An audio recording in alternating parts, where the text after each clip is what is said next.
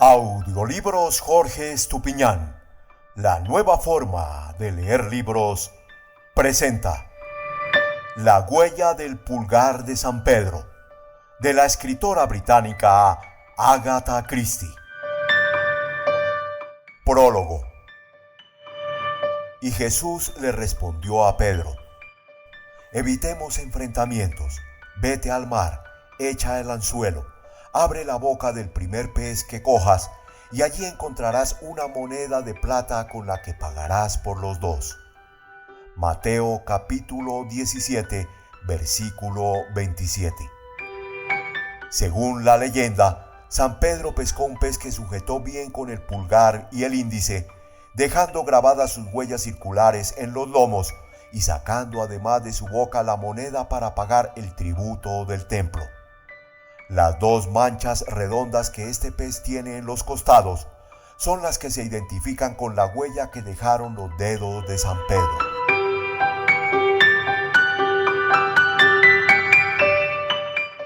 Ahora, tía Jane, te toca a ti, dijo Raymond West.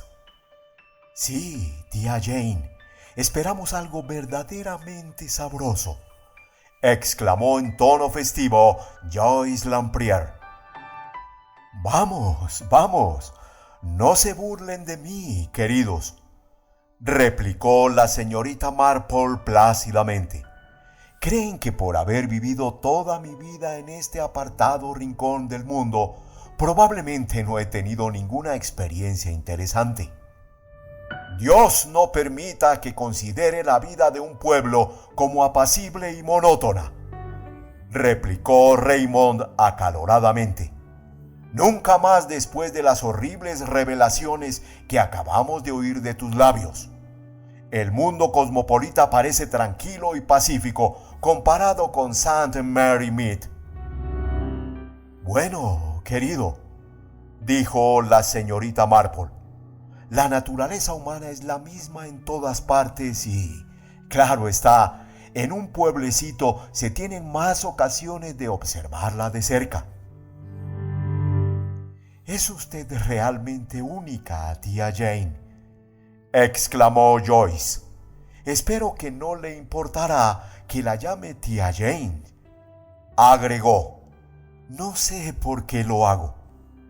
¿Seguro que no, querida?, replicó la señorita Marple, y la contempló con una mirada tan burlona por unos instantes que las mejillas de la muchacha se arrebolaron.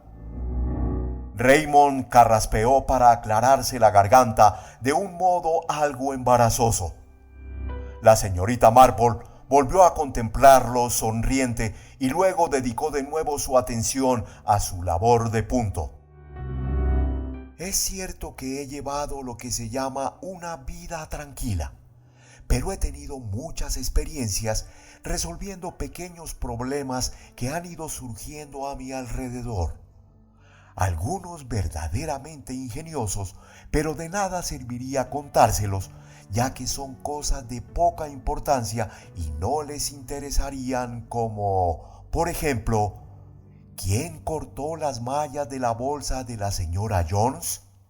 ¿Y por qué la señora Simons solo se puso una vez su abrigo de pieles nuevo?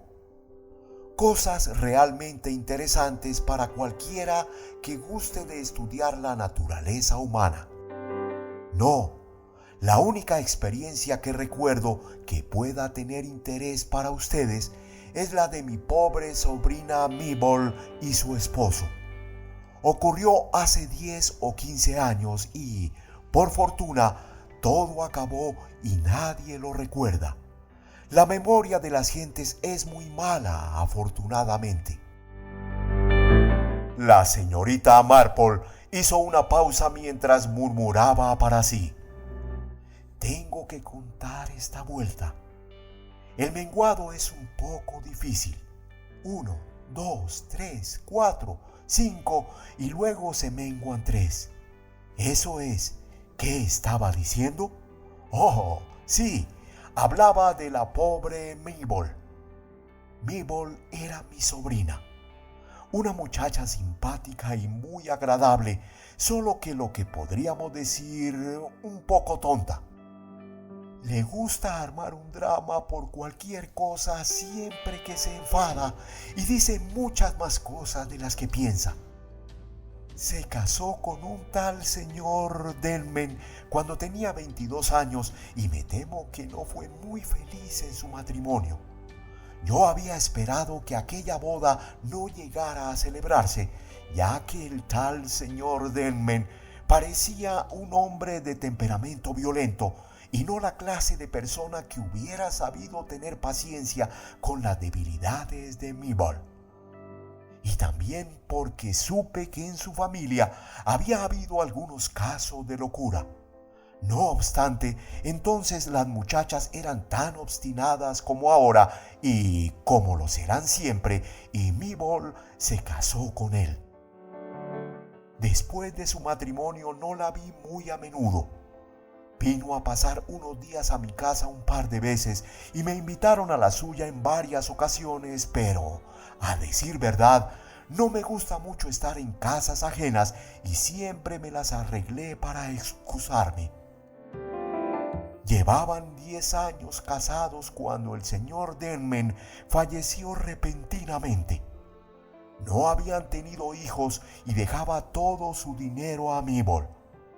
Yo le escribí, como es natural, ofreciéndome a hacerle compañía si me necesitaba, pero me contestó con una carta muy sensata y yo imaginé que no estaba demasiado abatida por la pena. Lo juzgué natural, sabiendo que desde hacía algún tiempo hacían vidas separadas. No fue hasta unos 3 meses después cuando recibí una carta de lo más histérica de mi sobrina en la que me pedía que acudiera a su lado, que las cosas iban de mal en peor y que no sería capaz de soportarlo por mucho más tiempo. Así que, por supuesto, recogí mis cosas, llevé la vajilla de plata al banco y acudí enseguida. Encontré a Mabel muy nerviosa. La casa de Myrtle Dean era muy grande y estaba magníficamente amueblada. Tenían cocinera, doncella, así como una enfermera que cuidaba del anciano señor Denman, padre del esposo de Mabel, quien estaba, lo que se dice, un poco mal de la cabeza. Era un hombre tranquilo y se portaba bien, aunque a veces era algo raro. Como ya he dicho, había habido casos de locura en la familia. Me sorprendí realmente al ver el cambio sufrido por Mabel. Era un manojo de nervios y me resultó difícil que me contara el problema. Lo conseguí, como siempre se consiguen estas cosas, indirectamente. Le pregunté por unos amigos suyos a quienes siempre mencionaba en sus cartas, los Gallagher. Ante mi sorpresa, me respondió que apenas los veía ya, y lo mismo me contestó al preguntarle por otros. Le hablé de lo tonto que era encerrarse en casa y renunciar al trato social, y entonces me contó la verdad. No es cosa mía sino suya. Ahora no hay una sola persona aquí que quiera dirigirme la palabra. Cuando paso por High Street, todos se apartan para no tener que saludarme. Soy una especie de leprosa. Es horrible y no podré soportarlo por mucho tiempo. Tendré que vender la casa y marcharme al extranjero. Y, sin embargo, ¿por qué tienen que hacerme abandonar una casa como esta? Yo no he hecho nada. Me inquieté más de lo que puedan ustedes imaginar. Estaba tejiendo una bufanda para la anciana señora y en mi tribulación dejé escapar unos puntos y no lo descubrí hasta mucho después. Mi querida Mabel, le dije, me sorprendes. ¿Cuál es la causa de todo esto? Incluso de niña, Mabel fue siempre difícil y me costó muchísimo sacarle la verdad. Solo sabía hablar con vaguedad de las personas ociosas y maliciosas que no tienen nada mejor que hacer que chismorrear y lanzar insidias a las mentes de los demás. Lo veo muy claro, le dije. Evidentemente debe de circular algún rumor referente a ti. Tú debes saber muy bien cuál es esa historia, de modo que vas a contármela. Es algo tan malicioso, gimió Mabel. Claro que es malicioso, repliqué. No hay nada que puedas contarme acerca de la mentalidad humana que me sorprenda. Y ahora, Mabel, ¿quieres decirme lisa y llanamente lo que la gente anda diciendo de ti?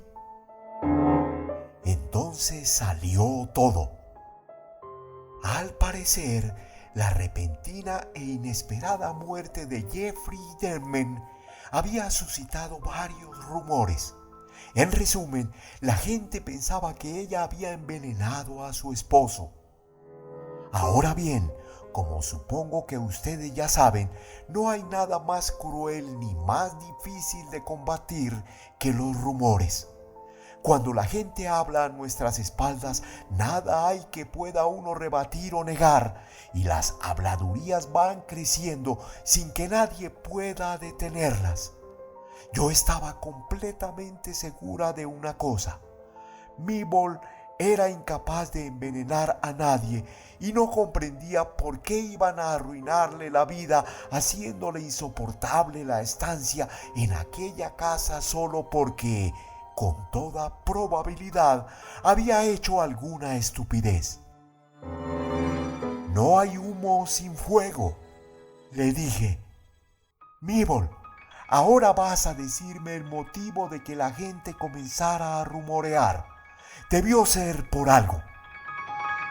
Mabel se mostró muy incoherente, declarando que no había sido por nada en absoluto, como no fuese naturalmente por lo repentino del fallecimiento de Jeffrey. A la hora de cenar parecía encontrarse perfectamente y por la noche se puso muy enfermo. Naturalmente, había enviado a buscar al médico, pero el pobre Jeffrey falleció a los pocos minutos de su llegada.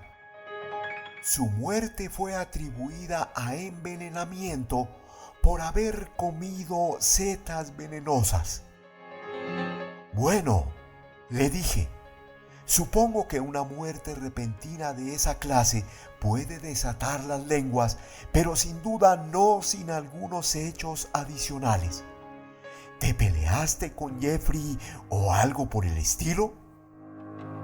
Admitió que había sostenido una discusión con él la mañana anterior a la hora del desayuno. Supongo que la oirían los criados, comenté. No estaban en la habitación. No, querida, pero probablemente estaban al otro lado de la puerta, le contesté. Yo sabía muy bien lo histérica que podía llegar a ponerse Mabel cuando se enfadaba. Jeffrey Denman también era un hombre dado a elevar la voz cuando se enfadaba. ¿Por qué pelearon? Quise saber. Oh, por las tonterías de siempre. Siempre ocurría lo mismo. Cualquier cosa nos enzarzaba en una discusión. Jeffrey se ponía imposible y decía cosas abominables, y yo le contestaba a todo lo que pensaba de él. Entonces, ¿discutían a menudo? Pregunté. No era culpa mía. Mi querida niña, le dije, no importa de quién fuera la culpa, eso no es lo que estamos discutiendo ahora. En un sitio como este, los asuntos privados de todo el mundo son poco más o menos del dominio público. Tú y tu marido estaban siempre discutiendo. Una mañana tienen una pelea mayor de lo normal y aquella noche tu marido muere repentina y misteriosamente. ¿Es eso todo o hay algo más? No sé qué quieres decir, afirmó Mabel apesadumbrada. Pues lo que he dicho, querida. Si has cometido alguna tontería, no lo ocultes. Yo solo quiero ayudarte. Nadie ni nada puede ayudarme, excepto la muerte, declaró Mabel con desesperación. Ten un poco más de fe en la providencia, querida, le dije. Ahora sé perfectamente que hay algo más que tratas de ocultar.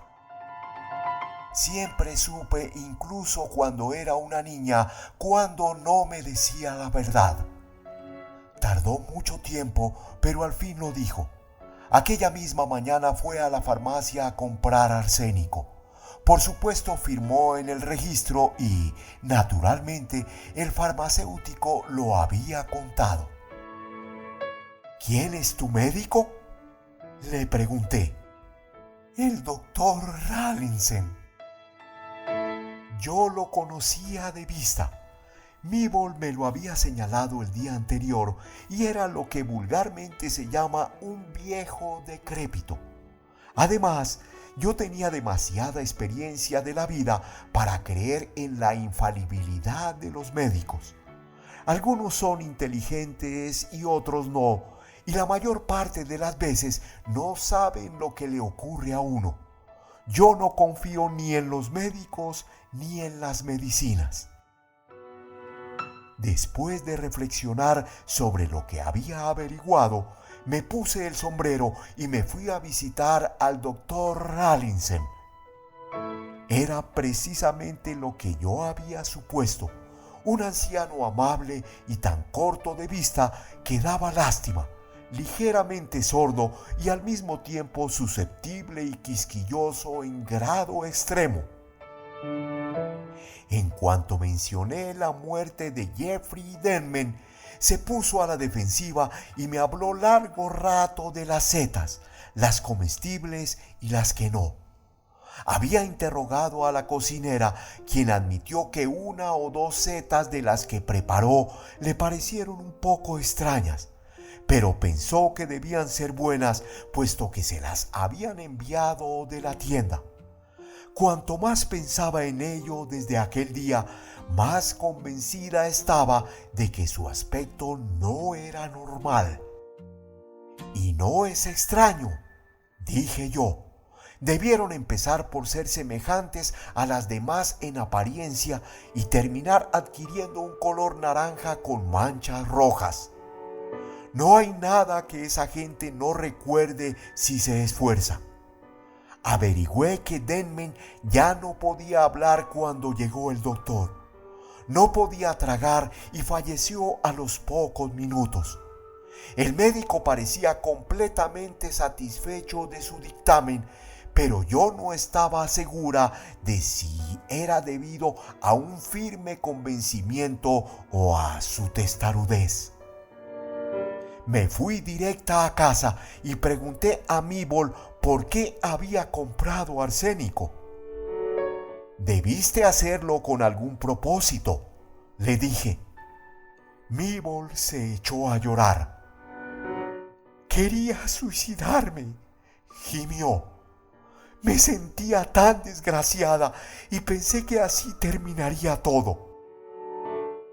¿Tienes aún el arsénico?, le pregunté. No, lo tiré.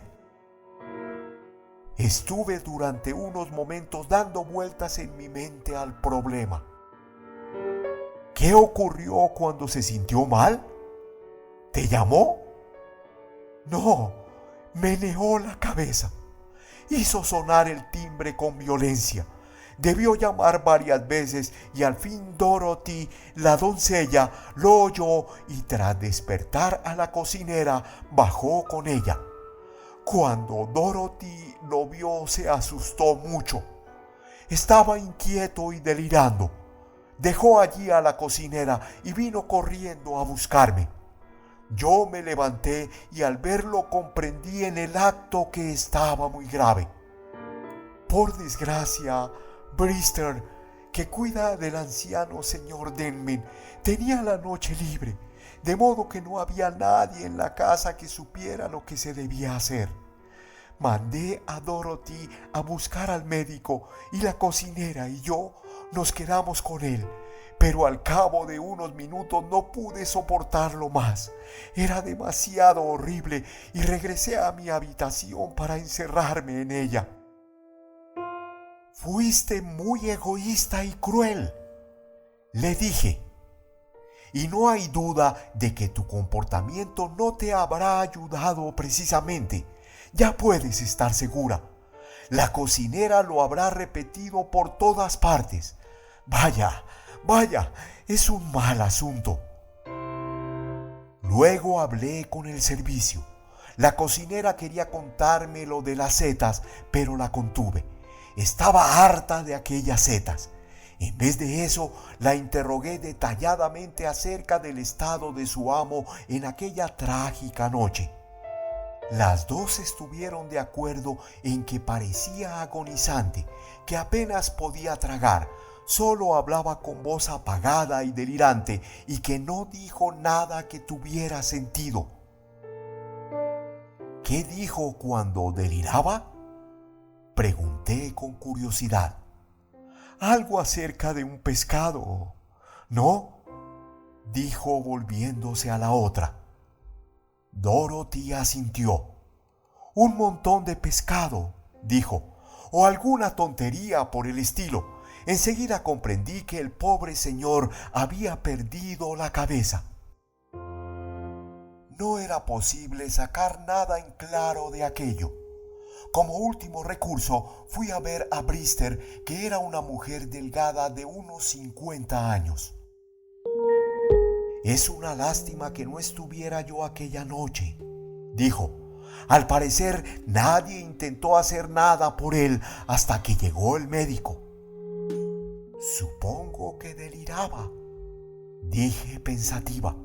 «Pero eso no es síntoma de envenenamiento producido por alimentos en mal estado, ¿o sí?». «Eso depende», replicó Brister. Le pregunté por el estado de su paciente. Meneó la cabeza. «Está bastante mal», replicó. «¿Débil?». «Oh, no. Físicamente está bastante bien, aparte de la vista que le empieza a fallar.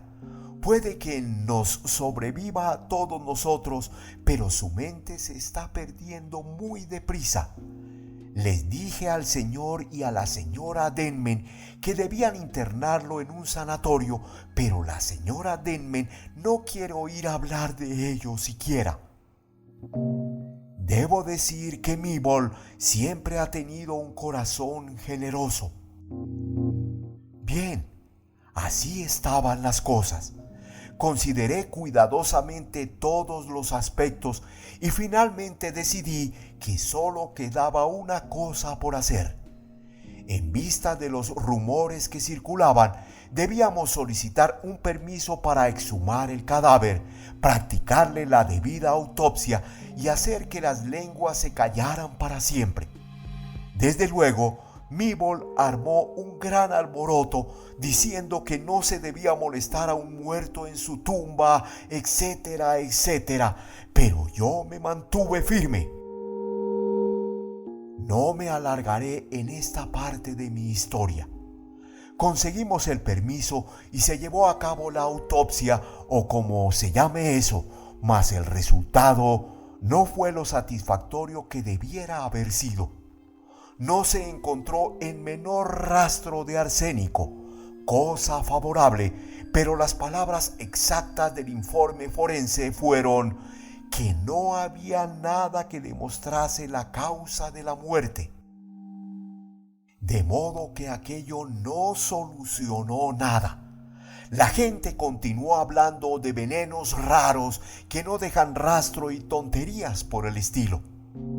Yo visité al patólogo que efectuó la autopsia, al que hice varias preguntas, aunque se esforzó cuanto le fue posible para no responder a la mayoría de ellas. pero logré sonsacarle que consideraba altamente improbable que las setas venenosas hubieran sido la causa del fallecimiento. Una idea tomaba forma en mi mente y le pregunté qué veneno, si es que existía alguno, podía haber sido empleado para lograr aquellos efectos. Me dio una extensísima explicación que en su mayor parte, debo admitirlo, no entendí, pero que puede resumirse así. La muerte pudo ser producida por algún fuerte alcaloide vegetal. La idea que tuve era esta. Suponiendo que Jeffrey Denman llevara también en la sangre la tara de la locura, ¿no pudo haberse suicidado? Durante un periodo de su vida estudió medicina y debía tener un buen conocimiento de los venenos y sus efectos. No me parecía muy probable, pero fue lo único que se me ocurrió y puedo asegurarles que estuve a punto de volverme loca. Ahora, aunque ustedes los jóvenes lo tomen a risa, les confesaré que cuando me encuentro en un verdadero apuro, siempre rezo para mis adentros en cualquier parte donde me encuentre, caminando por la calle o en el interior de una tienda, y siempre obtengo una respuesta a mi plegaria. Tal vez parezca una cosa sin importancia y sin relación aparente con este asunto, pero la tiene. Cuando era niña tenía este lema escrito sobre mi cama: pide y recibirás. La mañana a la que me refiero, yo estaba paseando por High Street y rezaba intensamente. Cerré los ojos y al abrirlos, ¿qué creen ustedes que fue lo primero que vi? 5 rostros se volvieron hacia la señorita Marple, demostrando diversos grados de interés. Sin embargo, podía afirmarse con seguridad que ninguno había adivinado la respuesta a la pregunta. Vi, dijo la señorita Marple con aire misterioso, el escaparate de la pescadería, y solo había una cosa en él: un róbalo fresco. Miró a su alrededor con aire triunfante. ¡Oh, cielos!, exclamó Raymond West. La respuesta a tu plegaria fue un róbalo fresco. Sí, Raymond, contestó la señorita Marple con aire severo. Y no hace falta que seas tan escéptico. La mano de Dios está en todas partes. Lo primero que vi fueron las manchas negras de ese pescado, las huellas del pulgar de San Pedro, según cuenta la leyenda, ya sabes. Y eso me hizo recordar cosas que necesitaba fe, la verdadera fe de San Pedro, y relacioné las dos cosas, la fe y el pescado. Henry se sonó con bastante apresuramiento y Joyce se mordió el labio. ¿Qué es lo que trajo esto a mi memoria? Pues que la doncella y la cocinera mencionaran que el pescado había sido una de las palabras pronunciadas por el difunto. Eso me convenció con un convencimiento absoluto de que la solución del misterio había de encontrarse en aquellas palabras. Volví a casa resuelta a llegar al fondo del asunto. Hizo una pausa. ¿Se les ha ocurrido pensar?, continuó la anciana, ¿cuántas veces nos dejamos llevar por lo que creo se ha dado en llamar el contexto de las cosas? Hay un lugar en Dartmoor llamado Tiempo Gris. Si uno habla con un granjero de allí y menciona las palabras tiempo gris, sin duda deducirá que se refiere a aquellas rocas, aunque es posible que usted le esté hablando del día que hace. Del mismo modo, si uno hace referencia a ese lugar ante un extraño que solo oiga un fragmento de la conversación, puede pensar que le hablan del tiempo. De modo que, al repetir una conversación, por lo general no empleamos las palabras exactas, sino otras que para nosotros tienen el mismo significado. Me entrevisté por separado con la cocinera y Dorothy. Pregunté a la primera si estaba segura de que su amo había hablado de un montón de pescado y respondió afirmativamente. ¿Fueron entonces esas sus palabras exactas? Pregunté. ¿O nombró alguna clase especial de pescado? Eso es, replicó la cocinera. Una clase especial que ahora no puedo recordar. Un montón de... ¿Qué era lo que dijo? No es ninguno de los que se sirven en la mesa. ¿Diría sollo o perca? No empezaba con P. Dorothy también recordaba que su amo había mencionado una clase determinada de pescado. Era un nombre poco corriente, dijo. Una pila de... ¿Qué es lo que dijo?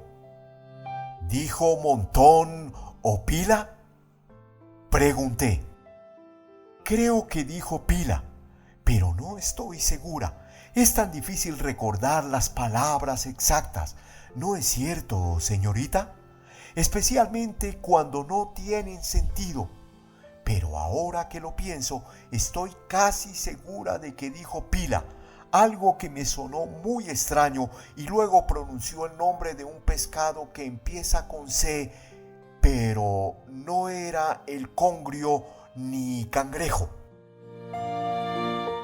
Lo que sigue a continuación me enorgullece, dijo la señorita Marple, porque desde luego nada sé de drogas que considero desagradables y peligrosas.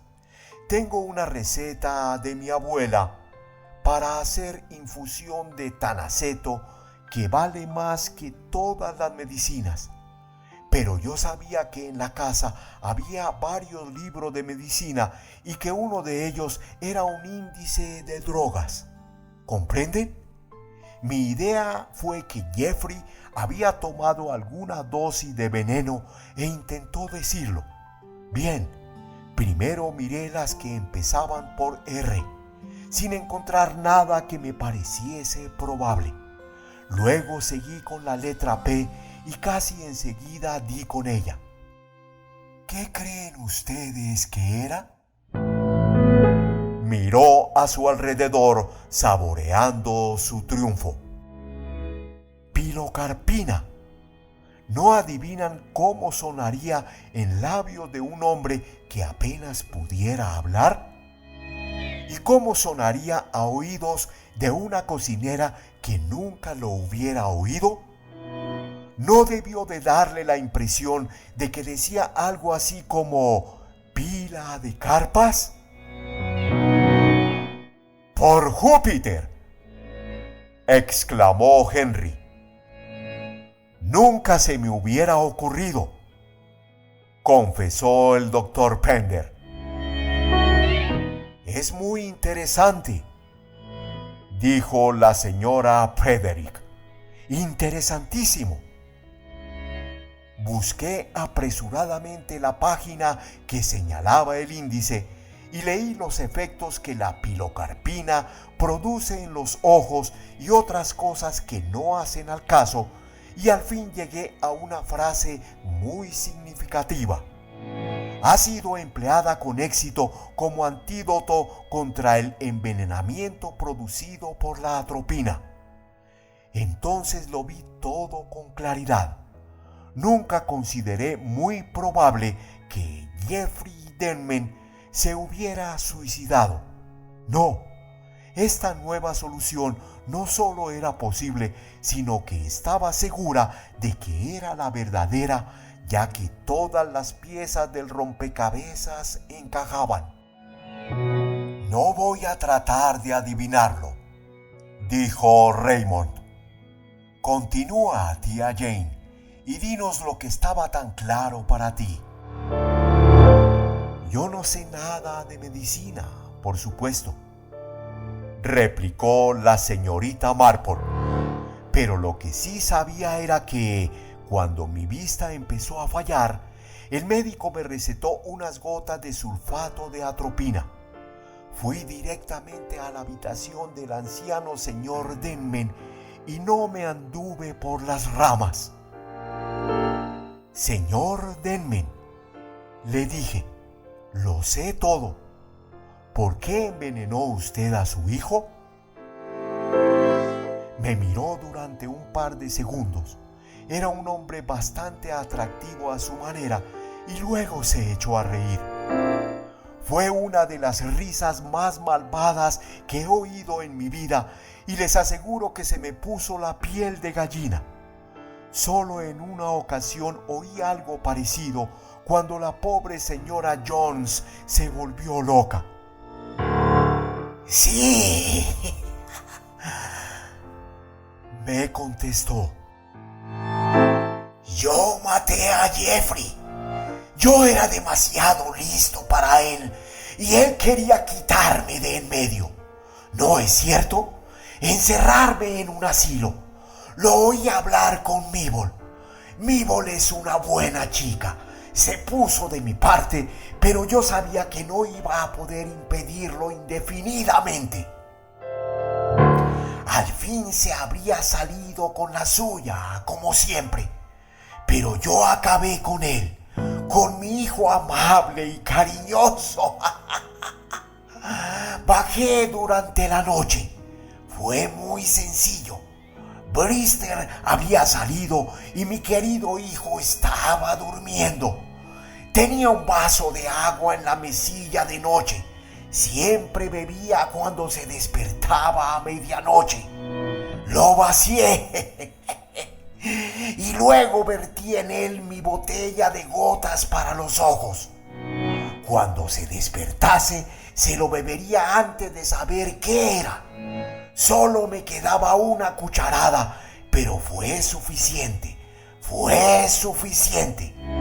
Así fue como lo hice. A la mañana siguiente me dieron la noticia con mucha delicadeza. Temían que me afectara.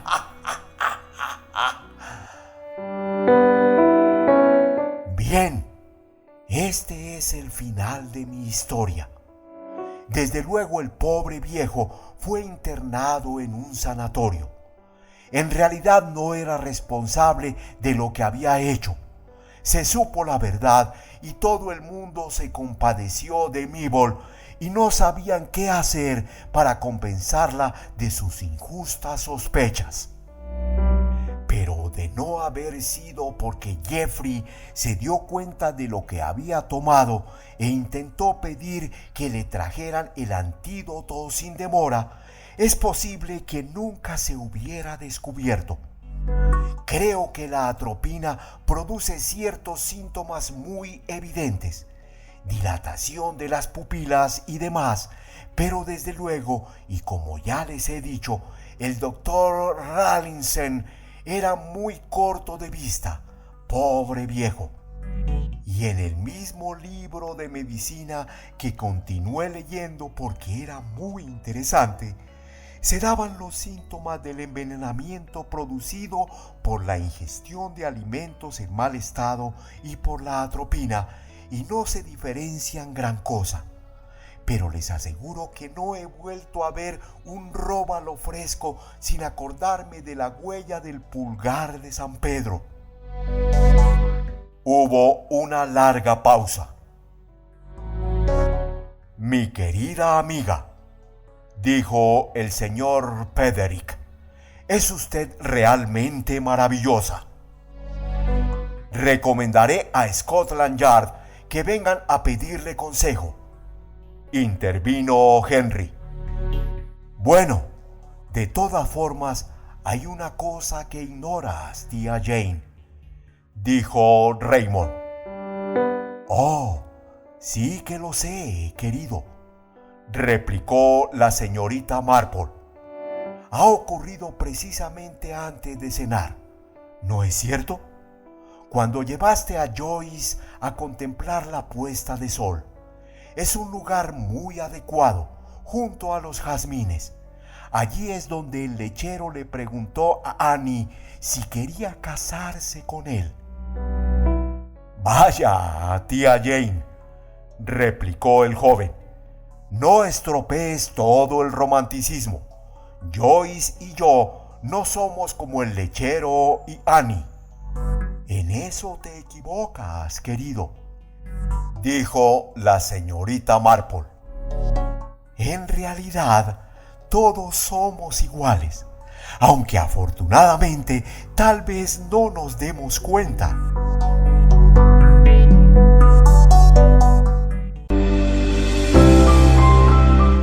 Audiolibros Jorge Estupiñán. La nueva forma de leer libros.